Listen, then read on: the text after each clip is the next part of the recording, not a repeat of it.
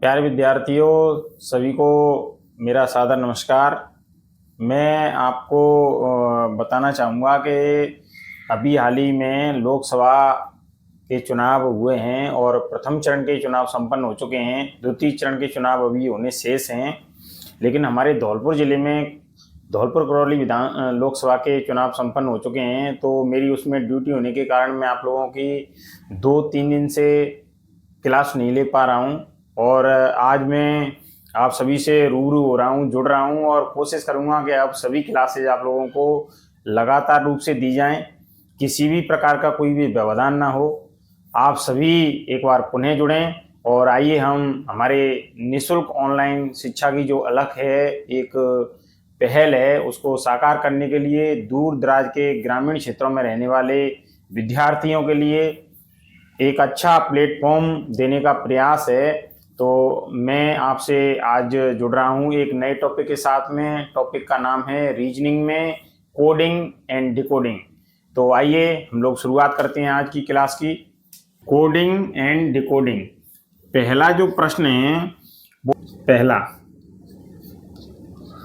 Tim SIM और rim, इसका जो अर्थ दे रखा है वो है आम और संतरा। आम और संतरा। अगला है निक टुक रिम। निक टुक रिम, इसका अर्थ है संतरा नहीं अमरूद। संतरा नहीं अमरूद। एक है पिट टिम टुक। पिट टिम टुक, इसका अर्थ है आम नहीं सेब। आम नहीं सेब। अगला है लिट निक। लिट निक चिट, इसका अर्थ है अमरूद सस्ता है।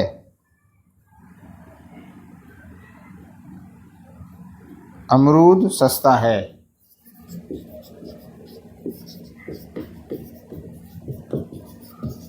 अमरूद सस्ता है। और एक है लिट निक चिट, इसके बाद है पिट लिट मिट। पिट लिट मिट, इसका अर्थ है सेब मीठा है। सेब मीठा है। ये जो है दे रखा है प्रश्न।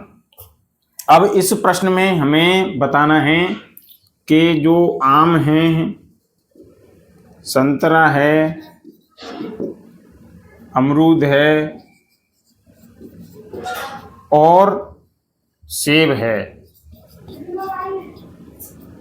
इनका जो है सिंबल क्या होगा, इसका अर्थ क्या होगा। तो देखिए, आप पहले समझ लें इस प्रश्न को बहुत अच्छी तरीके से, बारीकी से। ये कोई अलग भाषा है, कोडिंग डिकोडिंग वाली भाषा है। टिम सिम रिम, आम और संतरा। निक टुक रिम, संतरा नहीं अमरूद। पिट टिम टुक, आम नहीं सेब। लिट निक चिट, अमरूद सस्ता है। पिट लिट मिट, सेब मीठा है। अब आप लोग यहाँ पे देखते हैं कि ये जो है टोटल 5 सेंटेंस हम लोगों के लिए दिए हुए हैं। हमें पता लगाना है इन दोनों में। तो आप लोग इन दोनों में देखिए, तो यहाँ पे हम लोग देखेंगे तो इसमें रिम है, इसमें भी रिम है। इन दोनों में कॉमन क्या है? संतरा। संतरा, तो संतरा जो है इसकी जगह पे हम लोग क्या लिख देंगे? रिम लिख देंगे। तो संतरा का कोड क्या हो गया? रिम हो गया।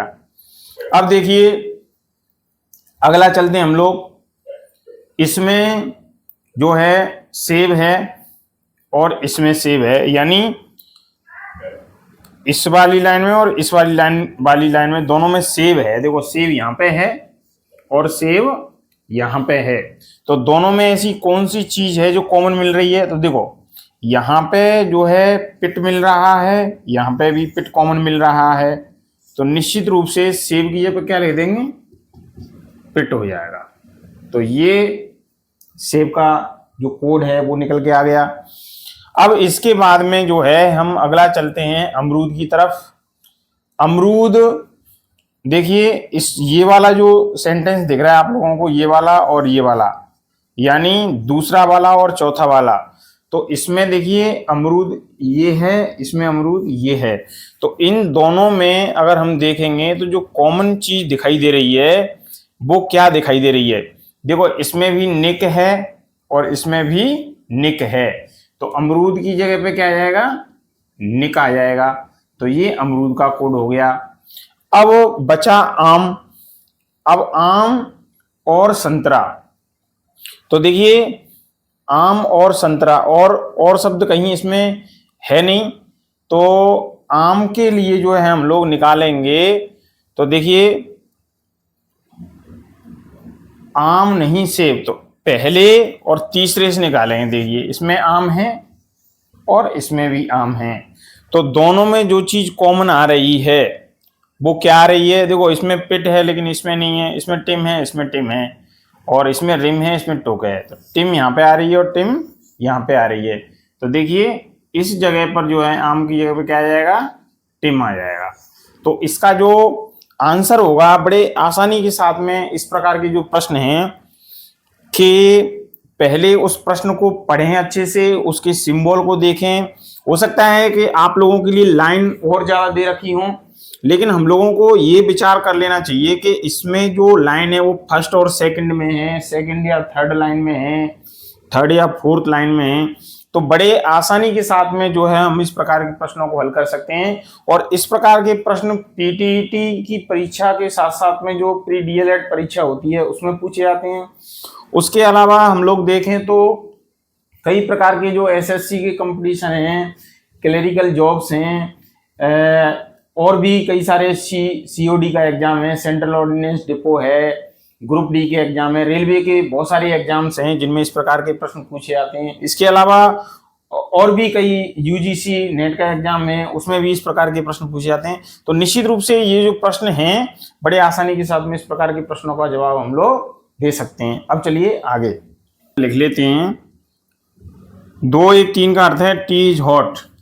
2 1 3 का अर्थ टी इज हॉट। 4 3 5 का अर्थ है, 4 3 5 का अर्थ है is coffee cold. Is coffee cold, double E है ये, कॉफी कोल्ड। और 1 5 7 का अर्थ है, 1 5 7 का अर्थ है hot very cold. Hot very cold. तो हमें बताना है, इसमें पूछा है तो कॉफी का जो है क्या होगा। तो देखिए समझ लेते हैं इस प्रश्न को अच्छी तरीके से। 2 1 3 का अर्थ है टी इज हॉट। 4 3 5 का अर्थ है is coffee cold. Is coffee cold, मैं दूर लिख देता हूं इसको। 1 5 7 का अर्थ है हॉट वेरी कोल्ड। तो कॉफी का पता लगाना है हमें।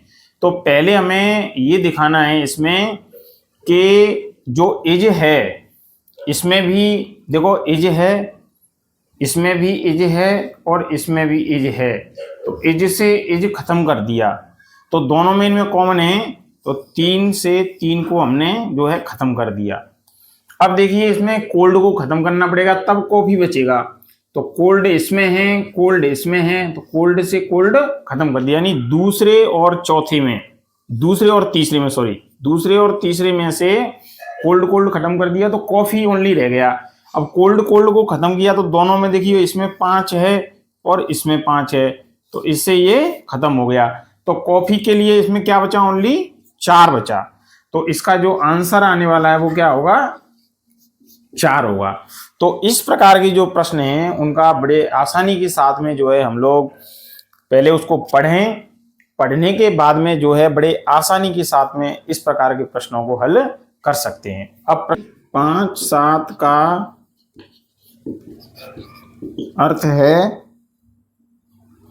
वह घर गया, वह घर गया। इसके बाद में 5-2-1 का अर्थ है, 5-2-1 का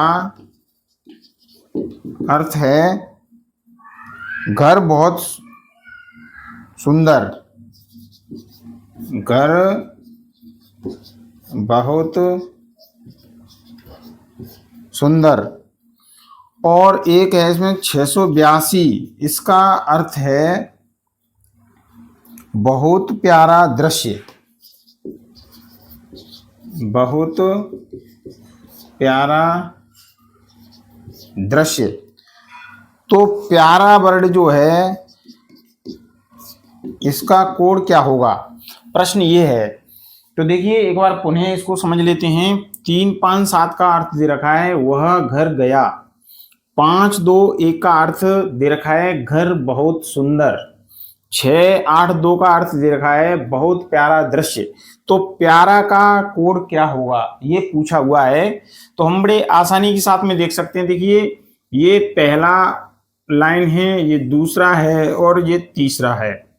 तो हम इसमें एक चीज देखेंगे कि हमें केवल प्यारा को जिंदा रखना है, बाकी सभी को खत्म करना पड़ेगा। तो देखिए बहुत से बहुत खत्म हो गया, यानी दोनों में जो कॉमन है 2 से 2 खत्म हो गया। इसके बाद में आगे बढ़ते हैं हम लोग। इसमें और इसमें दोनों में अगर हम देखें तो देखिए घर से घर खत्म हो गया, तो 5 से 5 खत्म हो गया। तो जो सुंदर है उसका कोड तो हो जाएगा, जैसे बाय द वे अगर सुंदर का पूछा होता तो सुंदर का कोड हो जाता है 1। अब इसमें हम लोग देखेंगे कि इसमें प्यारा वर्ड का पूछा है, तो इसमें प्यारा वर्ड जो है या तो 6 होगा या फिर 8 होगा, क्योंकि और कहीं प्यारा वर्ड दिखाई नहीं दे रहा है। तो इस प्रकार के प्रश्न को भ्रमित करने के लिए हमें दिया हुआ है, तो इसका 6 और 8 में से आंसर होगा। अगर वो सुंदर पूछता तो सुंदर का आंसर 1 हो जाता। तो बड़े आसानी के साथ में हम इस प्रकार के जो प्रश्न हैं उनको हल कर सकते हैं। DOMOPO, इसका अर्थ दे रखा है who is C, who is C. अगला है गो नो बो, गो नो बो BO, इसका अर्थ दे रखा है कम वॉट में, कम वॉट में। और BODO जेओ, BODO जेओ, इसका दे रखा है what is beauty, what is BAUT by beauty. तो हु का पूछ रहा है वो, तो हु का कोड क्या होगा ये उसने पूछा हुआ है। तो देखिए यहाँ पे पहली रो, दूसरी रो और तीसरी row, DOMOPO who is C, GONOBO come what में, BODO जेओ व्हाट इज ड्यूटी। तो हु का पूछा हुआ है, यानी हु रहा ये रहा, हु जिंदा रखना है इस लाइन में, बाकी सब खत्म करने हैं। तो देखिए हम लोग क्या करेंगे यहाँ पे कि जो इज है, देखो इसमें इज है और इसमें इज है, इससे ये खत्म हो गया, यानी पहली और तीसरी में जो कॉमन चीज मिल रही है वो क्या है। तो पहली में देखो यहाँ पे इज और इज, तो इन दोनों में जो है कॉमन मिल रही है डीओ डीओ। अब सी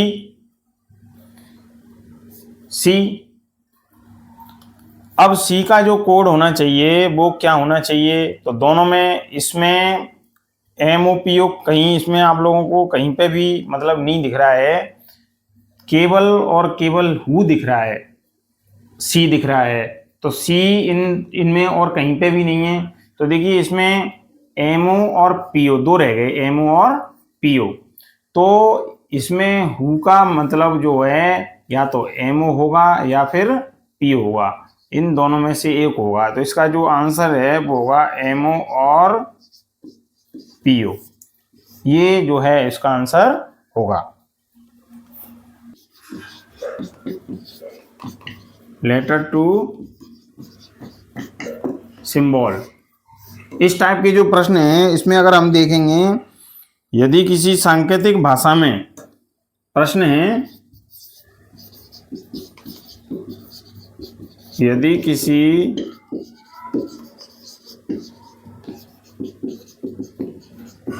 सांकेतिक भाषा में राकेश को जो है त्रिभुजाकार 0 प्लस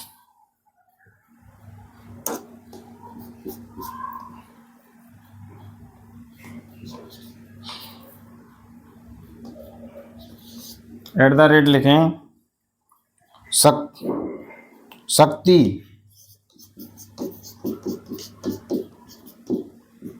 शक्ति को जो है हम लोग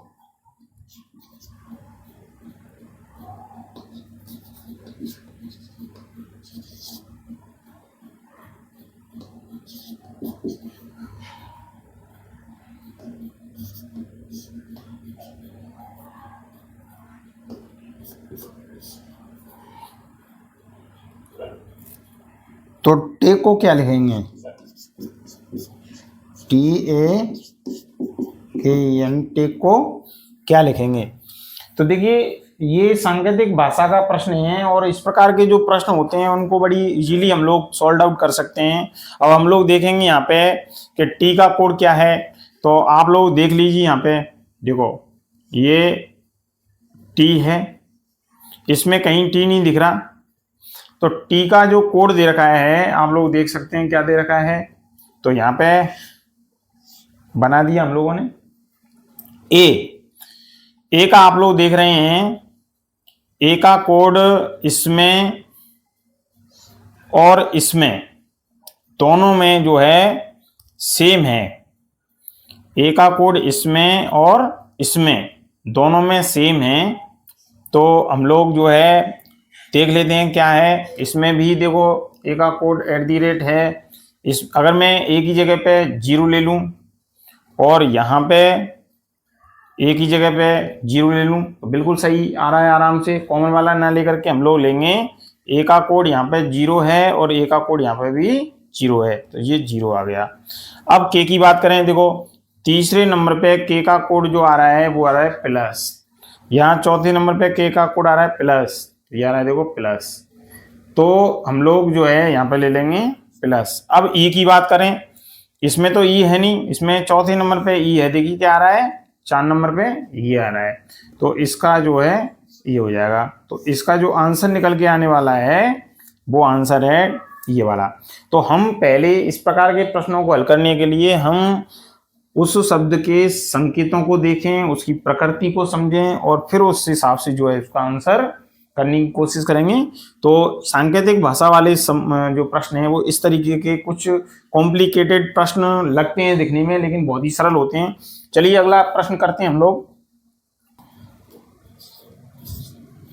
यदि किसी सांकेतिक भाषा में टीचर को TEACHER टीचर को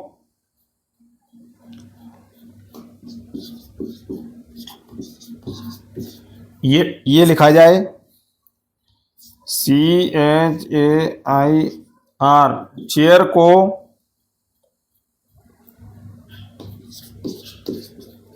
24,586 लिखा जाए तो केयर को क्या लिखा जाएगा? तो देखिए, आप देखें कि यदि किसी सांकेतिक भाषा में टीचर को ये लिखा जा रहा है तो चेयर को क्या लिखा जाएगा? अब आप लोगों को मैं एक जनरल सी बात बताना चाहूंगा कि जैसे मैं बात करूं सी की, तो 1 2 3 4 यानी चौथी नंबर पे आ रहा है सी, और यहाँ पे सी पहले नंबर पे आ रहा है, तो यहाँ पे भी 2 है, यहाँ पे भी 2 है, तो सी का कोड कितना आ गया? 2 आ गया। अब देखिए, यहाँ तीसरे नंबर पे ए है, यहाँ पे भी तीसरे नंबर पे ए है, यहाँ पे भी 5 है और यहाँ पे भी 5 है, तो ये 5 आ गया। आर की बात करें लास्ट में, तो यहाँ पे भी 6 है, यहाँ पे भी 6 है, देखिए आप लास्ट नंबर में, तो इसका कोड जो है क्या आ गया? 6 आ गया। अब लास्ट में बचा ई का कोड सेम है, देख लीजिए आप, दूसरे नंबर पे 3 है और 5वें नंबर पे 3 है, आप देख सकते हैं, तो यहाँ पे क्या आ गया? 3 आ गया। तो केयर का जो आंसर है वो हम लोगों के लिए निकल के आ गया 2563। तो प्रिय विद्यार्थियों, हम लोग इस प्रकार के जो प्रश्न हैं बड़े आसानी के साथ में जो है इनको हम लोग हल कर सकते हैं। केवल और केवल हमें प्रश्न को पढ़ना है, समझना है, और उसकी जो हल करने की जो विधि है उसको हमारे दिमाग में रखना है कि हमें उसे किस तरीके से हल करना है। तो आइए अगले प्रश्न की ओर बढ़ते हैं।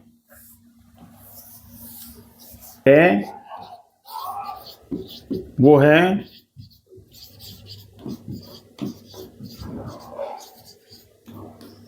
वर्ड्स टू वर्ड्स, शब्द से शब्द में। जैसे किस प्रकार के जो प्रश्न पूछे जाते हैं तो मैं वो बता देता हूं आपको। यदि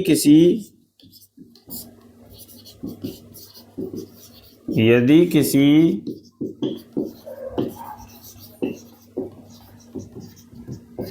सांकेतिक भाषा में, यदि किसी सांकेतिक भाषा में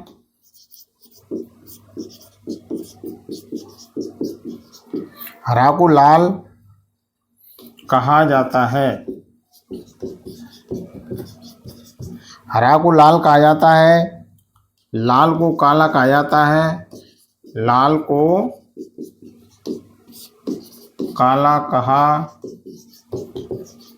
जाता है, काला को नीला कहा जाता है, काला को नीला कहा जाता है, काला को नीला कहा जाता है, तो मनुष्य के रक्त का रंग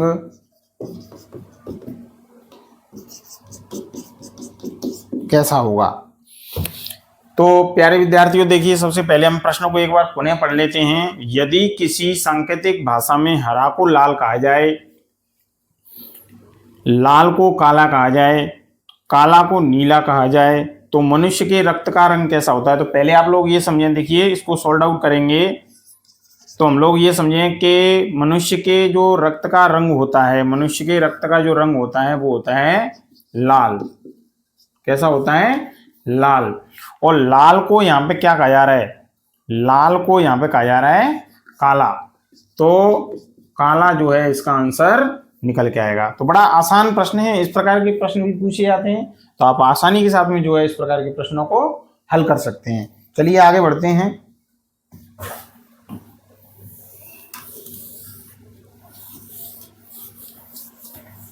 यदि किसी सांकेतिक भाषा में, यदि किसी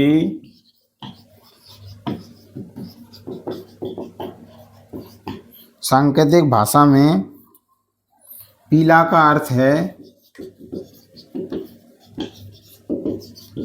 पीला का अर्थ है सफेद, पीला का अर्थ है हरा, हरा, हरा का अर्थ है नीला, अर्थ है नीला,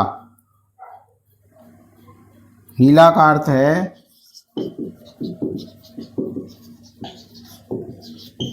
नीला का अर्थ है सफेद, तो स्वच्छ आसमान का रंग कैसा होगा? तो स्वच्छ आसमान का रंग कैसा होगा? तो देखिए, यदि किसी सांकेतिक भाषा में पीला का अर्थ है हरा, हरा का अर्थ है नीला, नीला का अर्थ है सफेद, तो स्वच्छ आसमान का रंग कैसा होगा? स्वच्छ आसमान, तो आसमान जो है हमें कैसा दिखता है, ये देखें आप लोग पहले। आकाश, स्वच्छ जो आकाश होता है वो हमें कैसा दिखता है? तो स्वच्छ आकाश जो होता है वो नीला दिखता है, और नीला चीज को जानते हैं कि स्वच्छ आसमान का रंग जो है वो होता है नीला। अब नीला जो है, इसके पीछे का अगर देखें हम लोग, तो हरा का अर्थ है नीला, हरा का अर्थ है, देखो हरा का अर्थ है नीला, आसमान का रंग है नीला, और नीला किसका अर्थ है? हरा का। तो आसमान का जो रंग होगा वो कैसा होगा फिर? हरा होगा। तो इसका जो वास्तविक आंसर है वो क्या होगा? हरा। निम्नलिखित प्रश्नों में विषम छांटिए। पहला है, देखो ए, बी, सी और डी, ये चार ऑप्शन दिए हुए हैं। बी एफ जे इसका दे रखा है 2, 6, 10। CGL इसका दे रखा है 3, 7, 12। अगला है HLP, इसका दे रखा है 8, 12, 16। और एक है LPT, ये है 12, 16, 20। हमें विषम छांटना है। देखिए, आप लोगों के लिए केवल और केवल वो इतना सा ही देगा, ओनली वो आप लोगों के लिए ना तो ये देगा, ना ये देगा, ना ये देगा, ना ये देगा, कुछ भी नहीं देगा, एक भी नहीं देगा इनमें से। हम लोगों को ध्यान रखना है एज और टी, 5, 10, 15, 20, 25, ए से लेकर के अगर ई के बीच में है तो ई का कोड 5 है, 5 से 10 के बीच में, तो ई से जे के बीच में है, जे के ओ के बीच में होगा, ओ से टी के बीच में होगा, टी से वाई के बीच में होगा, और आगे जेड। तो देखिए, हम लोगों को कोड दे रखे हैं, बी का कोड 2, एफ का कोड 6, जे का कोड 10, ये हम लोगों ने पहले ही लिख लिया है जिससे समस्या नहीं आए। अब हम लोग इसमें देखेंगे कि 2 और 6 के बीच में जो डिफरेंस है वो 4 का है, और 6 और 10 के बीच में डिफरेंस है वो भी 4 का है, 3 और 7 के बीच में डिफरेंस है वो भी 4 का है, लेकिन 7 और 12 के बीच में डिफरेंस है वो +5 का है। 8 और 12 में 4 का है, 12, 16 में 4 का है, 12, 16 में 4 का है, 16, 20 में 4 का है। केवल यहाँ पे स्थिति गड़बड़ा रही है, इसलिए जो विषम होगा वो होगा CGL। तो इसका जो आंसर माना जाएगा विषम छांटिए। तो विषम छांटिए का वास्तविक आंसर क्या होगा? CGL, ये इसका जो है वास्तविक आंसर होगा। चलिए आगे बढ़ते हैं हम लोग अगले प्रश्न की तरफ। एक दिन में हम लोग जो है अगर अलग अलग टाइप्स के आप लोगों के लिए 2-2, 3-3 प्रश्न कराते हैं, और आप घर पे जो है आपकी जो पुस्तक है, गाइड है आपके पास में, और उसमें से जो है अभ्यास पुस्तिका है कोई, उसमें से अगर प्रैक्टिस करते हैं, तो मैं दावे के साथ कह सकता हूं कि कोई सा भी कंपटीशन हो, नियमित और लगातार मेहनत करने वाले जो बच्चे होते हैं वो कभी नहीं रुकते। कहीं ना कहीं उनका जो प्रयास है, उनकी जो मेहनत है वो रंग लाती है। और आपने देखा भी है कि दूर दराज के बीहड़ क्षेत्र और डांग क्षेत्र के बच्चे भी बहुत अच्छा कर रहे हैं। मैं तो ये कह रहा हूँ कि पहले बच्चे सिर्फ और सिर्फ छोटी मोटी नौकरी में जो है आत्मनिर्भरता की ओर अपने कदम बढ़ाने का प्रयास करते थे, लेकिन आज बच्चे जो है बड़े बड़े सपने देखने लगे हैं, उनके सपने साकार भी होने लगे हैं। एक बच्चा जब दूसरे बच्चे को कामयाबी के शिखर पर चढ़ता हुआ देखता है तो निश्चित रूप से उसके अंदर एक ज्वाला भड़कती है कि यार मुझे भी ये करना है, और किस तरीके से जो है हम लोग कर सकते हैं। तो मैं तो ये चाहता हूं कि हम मेरे अगर पढ़ाने से, मेरी क्लास के माध्यम से जुड़ करके अगर कुछ बच्चे जो है कुछ सीखते हैं, कुछ करने का प्रयास करते हैं, उनके अंदर कुछ जिज्ञासाएं उत्पन्न होना चाहती हैं या वो करना चाहते हैं, तो निश्चित रूप से मेरा एक जो प्रयास है निःशुल्क शिक्षा का, ऑनलाइन शिक्षा का, वो सार्थक हो सकेगा। तो मैं आप लोगों से कहना चाहूँगा कि हम लोग कई प्रकार की जो रील्स हैं, फूहड़पना है, सोशल मीडिया का एक तरीके से मैं दुरुपयोग कहूँगा उस चीज़ को, हम लोग उसमें संलिप्त रहते हैं, अपनी आंखों को खराब कर रहे हैं, लगातार पड़े रहते हैं, उनको देख रहे हैं। तो आप जो है उस चीज को छोड़ करके जो पढ़ने वाले बच्चे हैं उनको तो मैं जरूर कहना चाहूंगा कि आप लोग इन चीजों को न देखें, आप लोगों के लिए बहुत ही नुकसानदेह है। और आगे आने वाले भविष्य में आप लोग 4-5 साल जो अब आप लोगों के लिए जो समय है, आप लोग अगर कंपटीशन की तैयारी कर रहे हैं, तो अगर ये 4-5 साल अगर आप लोगों ने अच्छे से मेहनत नहीं की, तो मैं दावे के साथ कह सकता हूं कि आगे आने वाला जो भविष्य है 40-50 साल या 60 साल का, वो आप लोगों के लिए बहुत ही दुख में होने वाला है। तो मेरा निवेदन है कि ऐसी चीजें ना देख करके पढ़ाई पर कॉन्सेंट्रेट करें और एक आत्मनिर्भरता की ओर बढ़ते जो कदम है, हमारे माँ बाप के सपने हैं, हमारे अपने सपने हैं, अपनी जो इच्छाएं हैं उनको पूरा करें। तो आइए अच्छी भावना के साथ हम लोग आगे बढ़ते हैं अगले प्रश्न की तरफ, क्वेश्चन नंबर 10 की तरफ। अगला जो प्रश्न है देखिए, इस प्रकार का जो प्रश्न है वो भी पूछा जा सकता है, ये मतलब भिन्न किस तरीके से है, CFD। अगला जो प्रश्न है मैं ऑप्शन सीधे लिख देता हूं, A B C और D, इसमें से भिन्न कौन सा होगा वो बताना है आपको। CFD, LQM, HKI और RUS,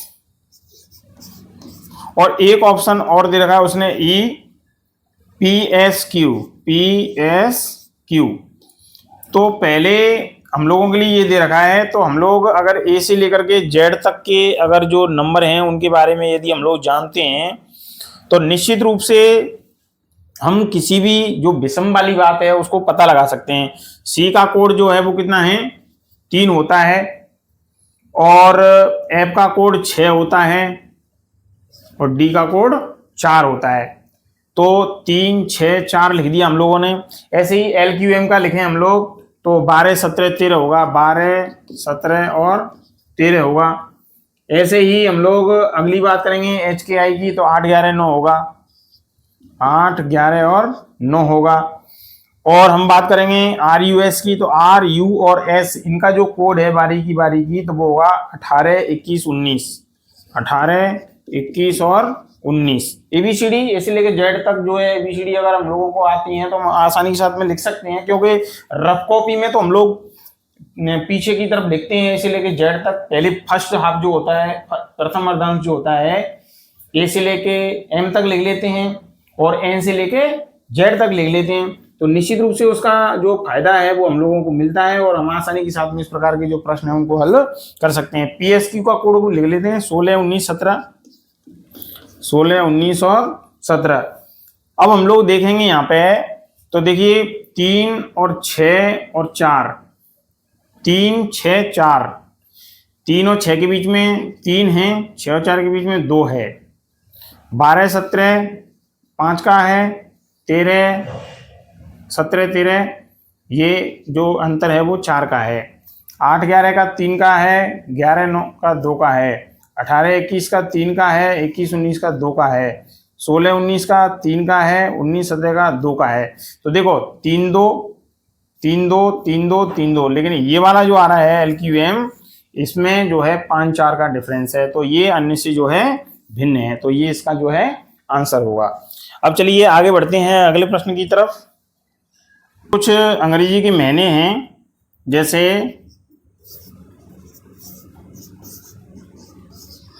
इसमें दे रखा है जून, बी पे दे रखा है नवंबर, नवंबर, अगला है अप्रैल,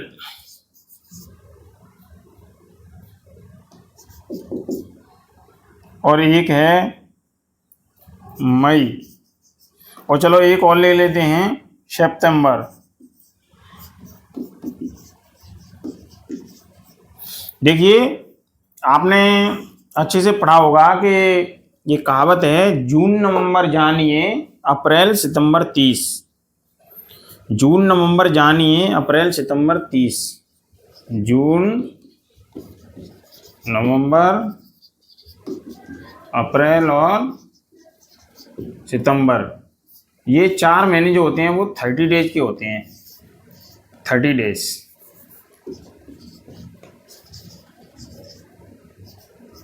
जून नवंबर जानिए अप्रैल सितंबर 30, फरवरी 28 या 29 मानिए, बाकी सब 31। तो देखिए, जून 30 होगा, नवंबर 30 होगा, अप्रैल 30 होगा, सितंबर 30 होगा, लेकिन मई कितने दिन का होगा? 31 दिन का होगा। जून 30, नवंबर 30, अप्रैल 30, सितंबर 30, लेकिन मई जो होगा वो 31 दिन का होगा। इसलिए ये अन्य महीनों से भिन्न है। तो महीनों से रिलेटेड प्रश्न भी आप लोगों के लिए आ सकता है। अन्य से भिन्न यानी विषम छांटिए, असंगत छांटिए, इस प्रकार का प्रश्न। अगले प्रश्न की तरफ बढ़ते हैं हम लोग। एक है लॉइन, एक है टाइगर, एक है फॉक्स, एक है हॉर्स, HORS, हॉर्स माने घोड़ा, और एक है पैंथर। तो देखिए, लॉइन है, फॉक्स है, टाइगर है और पैंथर है, ये सब जंगली जानवर हैं। और हॉर्स जो है ये जंगली हो सकता है, लेकिन यह एक पालतू भी है।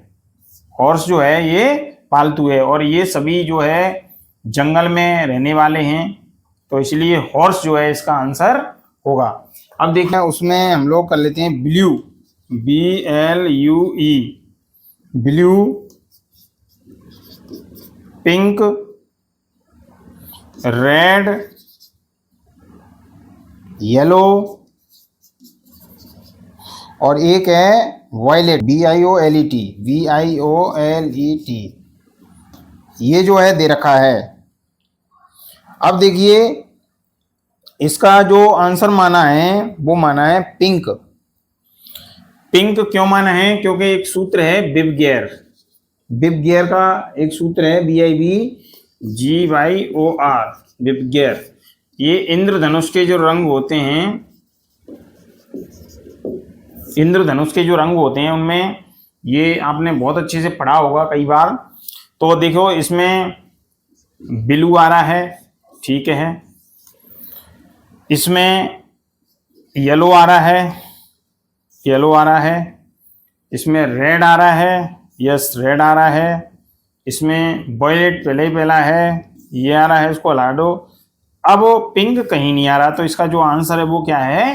पिंक है। यानी निम्नलिखित प्रश्नों में विषम छांटिए, तो विषम क्या होगा इसका? पिंक होगा, क्योंकि और सभी इंद्रधनुष के रंग हैं, लेकिन पिंक जो है वो इंद्रधनुष का रंग नहीं है, सॉरी। तो हम लोग 14वां प्रश्न मान सकते हैं इसको। जैसे दे रखा है AB, कॉमा, फिर दे रखा है DEF, फिर कॉमा, फिर दे रखा है IJKL, फिर दे रखा है कॉमा, YZ ABCD। मतलब यहाँ पे क्या आएगा ये हमें बताना है कि यहाँ पे क्या आएगा। तो देखिए, इस प्रकार के जो प्रश्न हैं कि इसमें क्या आएगा, तो हम लोग देख सकते हैं। देखिए, AB, तो यहाँ पे क्या आ रहा है? C, EF, GH, फिर I, JKL, MNO, यहाँ पे 1, यहाँ पे 2, यहाँ पे 3, तो अगला जो है PQRS, फिर इसके बाद TUVWX, 5 हो जाएगा, 22 से शुरुआत होगी और आगे चला जाएगा। तो इसका जो आंसर आएगा वो क्या आएगा? PQRS। एक बार दोबारा देखें, ABC सिंगल है, DEF GH, 2 आ गए, पहले एक आया, अब 2 आ गए। अगला IJKL, तो यहाँ पे 3 आएगा, MNO 3 आ गया, फिर उसके बाद PQRS 3 के बाद अगला आएगा TUVWX,